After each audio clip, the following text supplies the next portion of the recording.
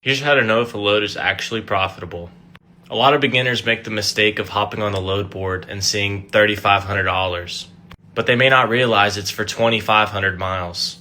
You really have to make sure you know what your cost per mile is. Mine's about $1.60 a mile, so I know if I'm not making that, I'm not making money. So to keep it simple, we're going to use simple numbers. Say there's a trip for 1,000 miles. If it's not paying $1,600, I'm losing money. To go 1,000 miles, I would need at least $3,200, but I would probably look for closer to $4,000 to $4,500, maybe even $5,000. Another important thing to consider is deadhead. That's miles that you're going without anything on your trailer, meaning you're not making money. And every load's going to have a little bit of deadhead. That's the distance from where you just dropped off at or where you're currently starting from to the point where you're going to pick up. So just example numbers, this is not realistic at all.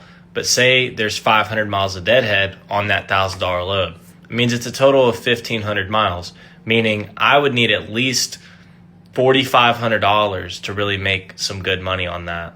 The last thing to consider is where it's going to. If it's going somewhere like New Mexico or California or Houston or Florida, it's going to have a really difficult time finding freight out of there. So if it's to one of those places and you can't find somewhere out of it, you may be stuck there for an extra day or two and be forced to take a bad load where you might lose money to get out. Or you're going to have to deadhead pretty far to find a decent load, but then it's going to cut down on how much you make from it.